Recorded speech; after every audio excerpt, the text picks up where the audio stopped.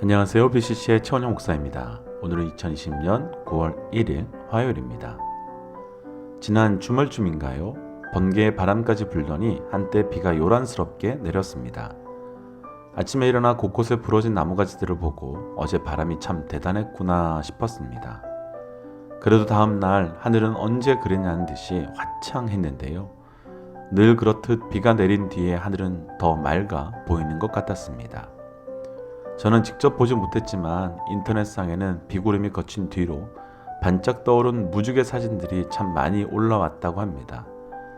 무지개는 그냥 보기만 해도 언제나 우리를 참 기분 좋게 만듭니다. 아마도 무지개를 불길한 징조, 불운의 상징으로 보는 사람은 없을 것 같습니다. 오히려 신비한 무지개는 전설 속에도 참 많이 등장합니다. 특히 서양 전설에서는 무지개 끝에 닿으면 금은보화나 보석을 찾을 수 있다고 했습니다. 어릴 때 무지개가 되면 그 끝에 무엇이 있을지 참 궁금했었던 적도 있습니다.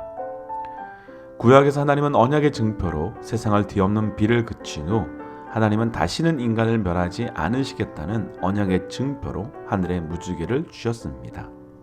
그 때문일까요? 우리 믿음의 사람들은 무지개를 보며 희망과 약속을 꿈꾸곤 합니다. 그리고 우리에게 그 희망이 주는 또 약속이 주는 힘은 굉장히 큽니다. 큰 재난에서 구조된 사람들의 인터뷰를 보면 대부분 살 수 있다는 희망을 끝까지 버리지 않았다고 합니다.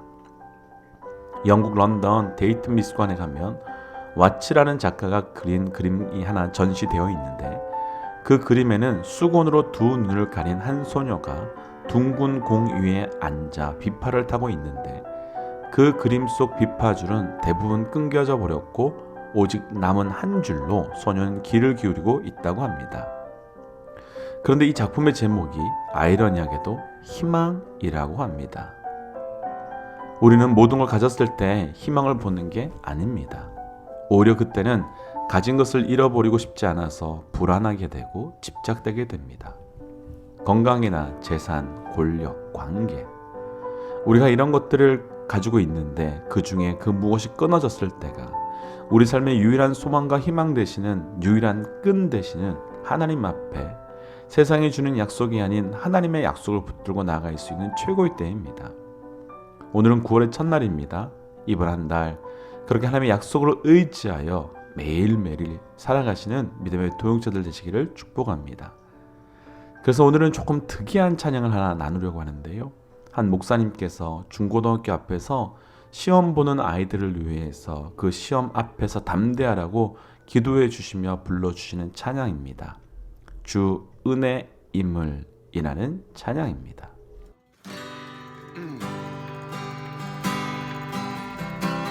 세상 소망과 사라져가도 주의 사랑은 끝이 없으니 살아가는 이 모든 순간이 주의 이름을 나는 믿네. 세상 소망과 사라져가도 주의 사랑은 끝이 없으니. 아버지, 우리 성도의 시험입니다. 성실하게 정직하게 주님이 주시는 지혜 가지고 오늘도 담대하게 시험 치르게 하옵소서. 예수 그리스도의 이름으로 축복하고 기도합니다. 힘내. 정직하면 되는 거야. 안녕. 지손해지 뭐. 세상 소망. 민우야, 하나님 우리 민우 축복합니다. 성령 충만하게 오늘도 지혜롭게 예수 그리스도의 아들답게 정직하고 성실 시험 잘 치르게 하옵소서. 예수 그리스도 이름 축복하고 아들들 힘내고.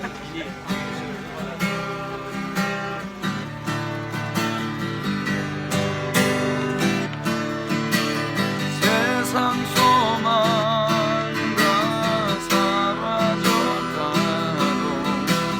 주의 사랑은 끝이 없으니. 이제 아버지 예수 그리스도의 은혜 받아서 오늘 시험 잘 보게 하옵소서. 예수 그리스도의 이름으로 기도합니다. 네. 편안하게 해라. 편하게 공부. 하나님 편안하게 공부하게 하옵소서. 스트레스를 해소해 주시고 예수 그리스도의 이름으로 축복합니다. 편안하게 된다. 나도 그럴 했는데. 세상 소망 다 사라져가. 경준이 또 늦었냐? 내가 오늘 기도 한번 해. 하나님 경준 축복합니다. 예수 그리스도의 이름으로 축복합니다. 힘내.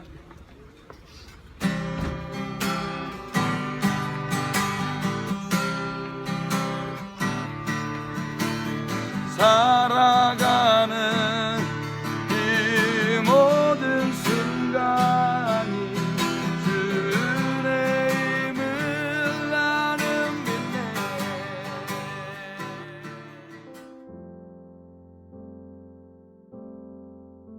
예레미야 26장 1절에서 15절 말씀. 유다의 왕 요시아의 아들 여호와김이 다스리기 시작한 때에 여호와께로부터 이 말씀이 임하여 이르시되 여호와께서 이와 같이 말씀하시니라. 너는 여호와의 성전뜰에 서서 유다 모든 성읍에서 여호와의 성전에 와서 예배하는 자에게 내가 내게 명령하여 이르게 한 모든 말을 전하되 한마디도 감하지 말라. 그들이 듣고 혹시 각각 그 악한 길에서 돌아오리라. 그리하면 내가 그들의 악행으로 말미암아 그들에게 재앙을 내리려 하던 뜻을 돌이키리라. 너는 그들에게 이와 같이 이르라. 여호와의 말씀에 너희가 나를 순종하지 아니하며 내가 너희 앞에 둔 내 율법을 행하지 아니하며 내가 너희에게 나의 종 선지자들을 꾸준히 보내 그들의 말을 순종하라고 하였으나 너희는 순종하지 아니하였느니라. 내가 이 성전을 실로같이 되게 하고 이 성을 세계 모든 민족의 저주거리가 되게 하리라 하셨느니라. 예레미야가 여호와의 성전에서 이 말을 하매 제사장들과 선지자들과 모든 백성이 듣더라. 예레미야가 여호와께서 명령하신 말씀을 모든 백성에게 전하기를 마침에 제사장들과 선지자들과 모든 백성이 그를 붙잡고 이르되 내가 반드시 죽어야 하리라. 어찌하여 내가 여호와의 이름을 의지하고 예언하여 이르기를 이 성전이 실로같이 되겠고 이 성이 황폐하여 주민이 없으리라 하느냐 하며 그 모든 백성이 여호와의 성전에서 예레미야를 향하여 모여드니라. 유다의 고관들이 이 말을 듣고 왕궁에서 여호와의 성전으로 올라가 여호와의 성전 새 대문의 입구에 앉으매 제사장들과 선지자들이 고관들과 모든 백성에게 말하여 이르되 이 사람은 죽는 것이 합당하니 너희 귀로 들음같이 이 성에 관하여 예언하였음이라. 예레미야가 모든 고관과 백성에게 말하여 이르되 여호와께서 나를 보내사 너희가 들은 바 모든 말로 이 성전과 이 성을 향하여 예언하게 하셨느니라. 그런즉 너희는 너희 길과 행위를 고치고 너희 하나님 여호와의 목소리를 청종하라. 그리하면 여호와께서 너희에게 선언하신 재앙에 대하여 뜻을 돌이키시리라. 보라, 나는 너희 손에 있으니 너희 의견에 좋은 대로 옳은 대로 하려니와 너희는 분명히 알아라. 너희가 나를 죽이면 반드시 무죄한 피를 너희 몸과 이 성과 이 성 주민에게 돌리는 것이니라. 이는 여호와께서 진실로 나를 보내사 이 모든 말을 너희 귀에 말하게 하셨습니다. 아멘.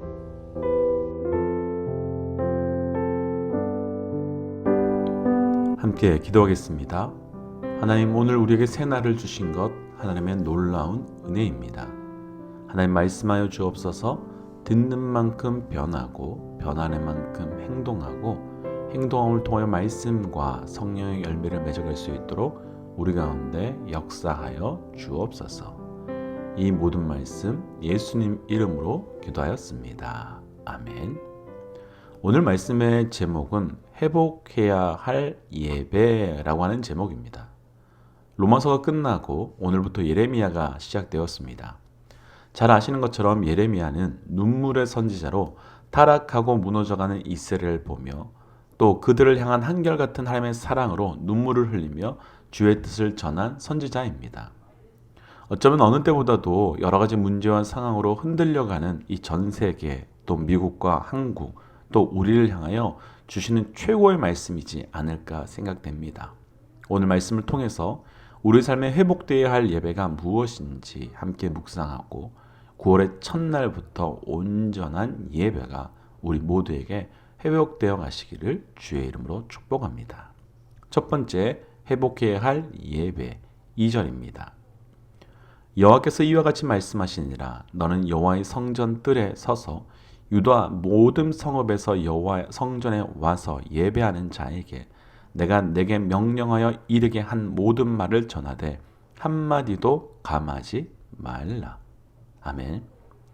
하나님께서 예레미야에게 하나님께서 성전의 뜰에 서서 유다 모든 성읍을 향해서 하나님께서 주시는 말씀을 한마디도 감하지 말고 그들에게 전하고 증거하라고 말씀하십니다. 쉽지 않은 명령입니다. 지금까지도 전했는데 이 사람들은 하나님의 말씀을 듣지 않았습니다. 그리고 그렇게 말씀을 전할 때마다 이들은 회개하고 돌아온 것이 아니라 오히려 그 말씀을 전하는 예레미야를 때리고 치고 죽이려고 했고 감옥에 가두고 다시는 그런 말을 전하지 말라고 협박까지 했습니다. 그리고 이번에는 믿음이 있든 없든 상관없이 이스라엘 백성들에게는 거룩한 장소로 여겨지는 여호와의 성전 뜰에 서서 예배하는 자들을 향해서 선포하라고 하십니다. 예배하러 성전까지 올 정도면 그래도 믿음이 괜찮은 사람들이 할 수 있습니다. 오히려 그렇게 회개 메시지를 전해야 한다면 성전이 아니라 범죄가 만연한 곳에 가거나 우상들을 예배하는 곳에 가서 그렇게 증거하는 것이 맞을 것 같습니다. 그런데 성전에 와서 예배하는 곧 믿음이 어느 정도 괜찮다고 생각할 수 있는 사람들에게 너희가 회개하고 돌아와야 한다고 선포하는 건 전하는 자나 듣는 자나 모두 불편하고 쉽지 않습니다. 그리고 지금까지 예레미야가 말씀을 전하다가 당한 핍박과는 비교할 수도 없는 고난을 당할 수도 있습니다. 그런데 다들 아시는 것 같이 예레미야는 그대로 순종했고 순종한 대로 상상 이상의 고난을 당하게 됩니다. 오늘 말씀에서 나누고 싶은 회복해야 할 예배 첫 번째, 우리 삶에 회복해야 할 예배 첫 번째는 바로 순종의 예배입니다. 사랑하는 믿음의 동역자 여러분, 9월의 첫날 처음으로 나누는 메시지, 이 순종의 예배가 우리 9월 한 달 매 순간, 매분, 매초 모든 자리에서 회복되시기를 주의 이름으로 축복합니다. 그럼 우리 삶에 어떻게 해야 온전한 순종의 예배가 회복될 수 있을까라는 질문이 생길 수도 있습니다. 갈라디아서 2장에는 바울이 디도라고 하는 사람과 함께 예루살렘 공의회에 참가하는 모습이 나타납니다. 별일이 아니라고 할 수 있지만 사실 이것은 굉장히 심각한 일입니다. 디도는 이방인이며 할례 또한 받지 않은 사람입니다. 그런데 예루살렘 공회는 철저히 유대 사람 중심이며 당연히 할례도 매우 중요하게 여기는 사람들입니다. 그리고 바울은 바로 예루살렘 공의회에서 파송을 받아 선교를 한 사람이었습니다. 그럼 예루살렘 공의회가 갑이 될 수 있고 바울은 을이 될 수밖에 없습니다. 그러니까 을은 갑에게 기준을 맞추어야 하는 것이 보통이고 그렇다면 바울은 디도를 데리고 예루살렘 공의회에 참가하면 안 됩니다. 그렇게 가게 되면 공격받을 수 있고 의심받을 수 있고 지금까지 지원받고 후원받았던 모든 것들이 끊어질 수 있습니다. 그런데 바울은 디도를 데리고 가서 당당하게 지금까지 있었던 일들과 그 모든 은혜를 보고합니다. 왜 그럴까요? 바울은 자기가 진짜 순종해야 되는 순종의 대상이 누구인지 본질적으로 알고 있는 겁니다. 바울이 진짜 순종해야 되는 대상은 자기를 파송해준 갑의 위치에 있는 자기에게 모든 것을 공급해주고 후원해준 예루살렘 공의회가 아닙니다. 그 뒤에 역사를 주관하고 그 뒤에 모든 것을 이끌어 가시는 바로 살아계신 하나님이었습니다. 언제 우리 삶의 온전한 순종의 예배가 회복될 수 있을까요? 간단합니다. 순종의 대상이 회복되어야 합니다. 온전한 순종의 대상이 회복되어야 우리의 삶의 온전한 순종이 회복되는 겁니다. 그러나 사실 설명은 간단하지만 순종의 대상을 회복하는 건 간단하지 않을 수 있습니다. 지금까지 살아왔던 삶의 방향을 바꾸고 패턴을 바꾸고 모든 것을 바꾸어야만 합니다. 순종의 대상이 바뀌는 것은 우리 삶의 주인이 바뀌는 건데, 아니 더 이상 내가 주인 노릇하지 않고 내가 무엇인가 끌려가지 않고 오직 하나님을 주인으로 모시겠다는 건데, 어느 누가 사장으로 살던 사람이 갑자기 직원의 신분으로 종의 신분으로 돌아가려고 하겠습니까?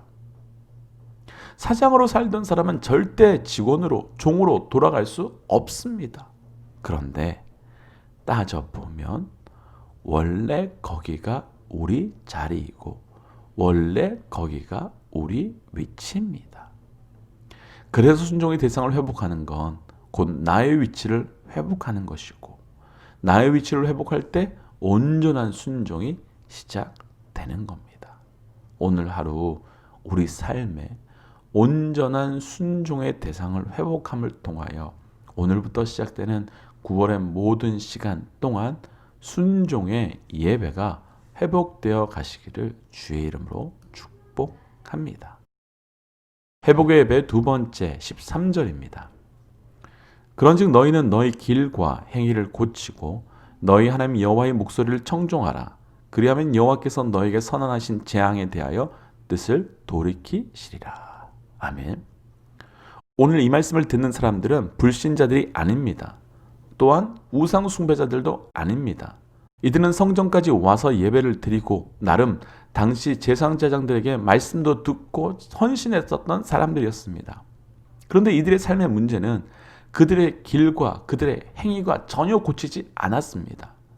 성전으로 나와 예배를 드리고 그 안에서 하나님의 언약의 메시지를 들어도 여전히 이전과 같은 길을 가고 있었고 여전히 이전과 같은 행위의 삶을 살고 있었습니다. 제사를 통해 나는 죽었습니다 라고 제물을 올려드리는 제사를 드려도 그들의 삶의 자리에서 드린 제사는 아무도 죽지 않았고 오히려 철저히 내가 살아있었던 삶이었습니다.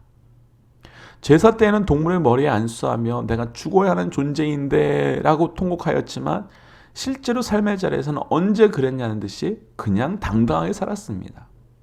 무엇을 회복해야 하는 걸까요? 어떻게 회복하는 걸까요? 오늘 말씀에서 나누고 싶은 두 번째, 우리 삶 가운데 회복해야 할 예배 두 번째는 삶의 예배가 회복되어야 합니다.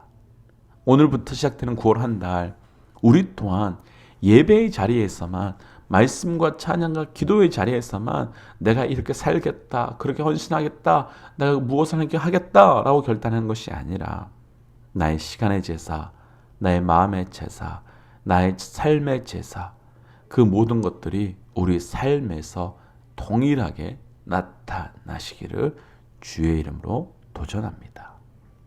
함께 기도할까요? 하나님, 우리가 예배의 자리에 있지만 동일하게 삶의 자리에서도 그 예배가 회복될 수 있도록 인도하여 주옵소서. 우리의 예배가, 우리의 삶이 분리되어 예배와 삶이 완전히 다른 삶이 아니라 한결같이 철저히 일치되는 그런 삶을 살아갈 수 있도록 함께하여 주옵소서. 하나님, 9월의 첫날입니다. 모든 시간 동안 함께하여 주시고, 그래서 모든 9월의 시간이 오직 하나님의 은혜로만 살아갈 수 있는 그런 날이 되도록 인도하여 주옵소서. 이 모든 말씀 예수님 이름으로 기도드렸습니다. 아멘. 우리 믿음의 동역자들께 한 가지 부탁이 하나 있습니다. 저희가 온라인 예배를 오랫동안 하게 되면서 이제 새로운 예배를 꿈꾸고 준비하려고 합니다. 그런데 그 중에 한 가지가 현장에서 드려지는 라이브 예배인데, 그러기 위해서는 핸드폰으로 라이브 예배를 중계할 수 있어야 하고, 유튜브로 라이브 예배를 중계하려면, 핸드폰으로 예배를 중계하려면 구독자가 1000명이 넘어야 허락을 해준다고 합니다. 현재 저희가 약 170명 정도인데 앞으로 약 830명 정도가 더 필요합니다. 가능할지 모르겠지만 우리 믿음의 동역자들께서 예배가 끝나시고 나면 구독을 신청해 주시고 또 주변에 우리 믿음의 동역자들께도 함께 나누어 주셔서 당분간은 매일 이 1000명 프로젝트를 부탁드린다고 말씀 나누고 또 그를 통해 우리가 새로운 예배를 함께 꿈꾸어 나갔으면 좋겠습니다. 오늘 하루도 9월 모든 시간들 가운데 우리 믿음의 동역자들에게 주의 은혜가 넘치기를 간절히 기도하고 또 축복하겠습니다. 함께 선포할까요? 하나님은 살아계십니다. 아멘.